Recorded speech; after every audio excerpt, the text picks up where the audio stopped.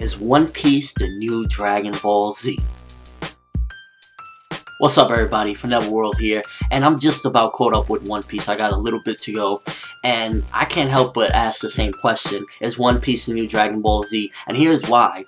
I feel as though One Piece is filling the void that Dragon Ball Z left, or has filled the void that Dragon Ball Z left, as far as an adventurous story that continues to go on and on, but continues to be good. Dragon Ball Z, to me, is one of the most amazing adventures. Dragon Ball Z, and even GT to an extent.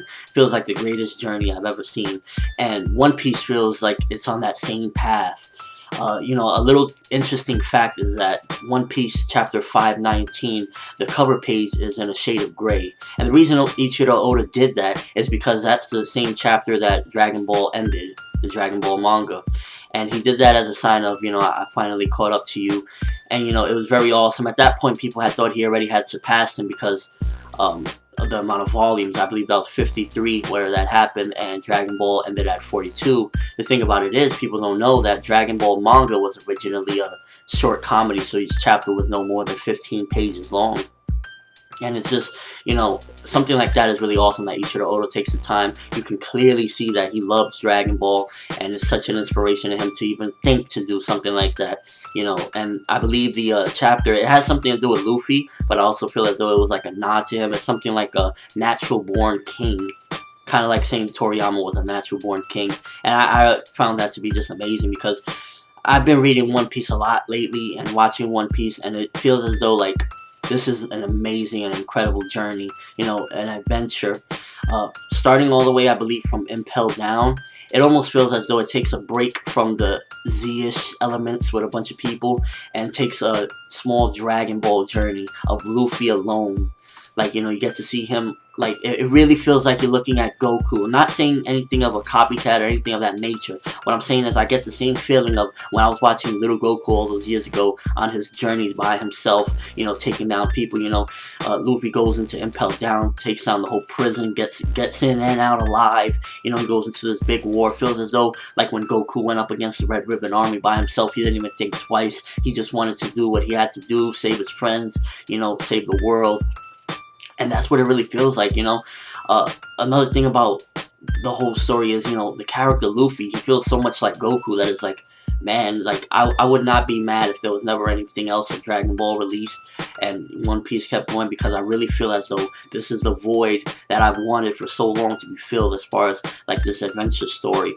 Like, for example, Luffy, a little tidbit you don't know is that Ichiro Oda never likes to have Luffy think, and it's not because he doesn't think, it's that he likes to have him act. Luffy acts. He's a man that doesn't think. He said this in one of his one of the volumes I have.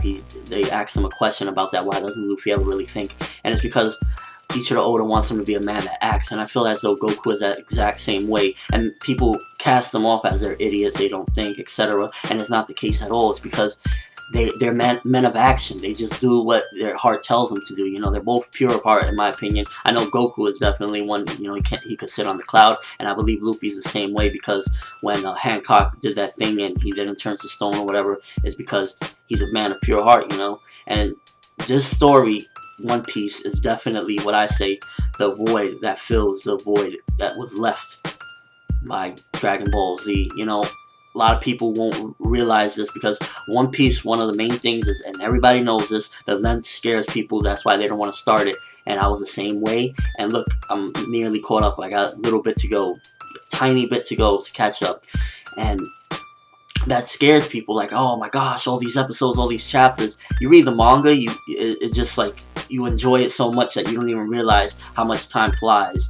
You don't realize that. Or you watch the anime, you know, you just one episode after another, you don't even realize it. And in my opinion, where the story really takes shine, for the people that keep on asking, where's the parts that everybody says it gets amazing, where's that part? In my opinion, that's either Skypiea or CP9. Those are the two parts where I would say it either gets Skypiea. I loved it because I love the villain Eneru, but then CP9 has just the most amazing story. You get backstory on Robin, you get just most amazing fights. You get a lot of stuff in CP9, which is why I'll say either arc you will really love and fall in love with the series. It wasn't until about Skypiea where I really fell in love with the series, because I kind of wasn't too fond of Alabasta. But when I got to Skypiea, it was just, I started really enjoying it. CP9, I loved it, and like from there on, it just was history. It was like, you can't deny, in my opinion, if you've seen One Piece all the way up to, you know, those hundreds of episodes, you can't deny that it isn't one of the most greatest long-running series of all time. In my opinion, that's just fact.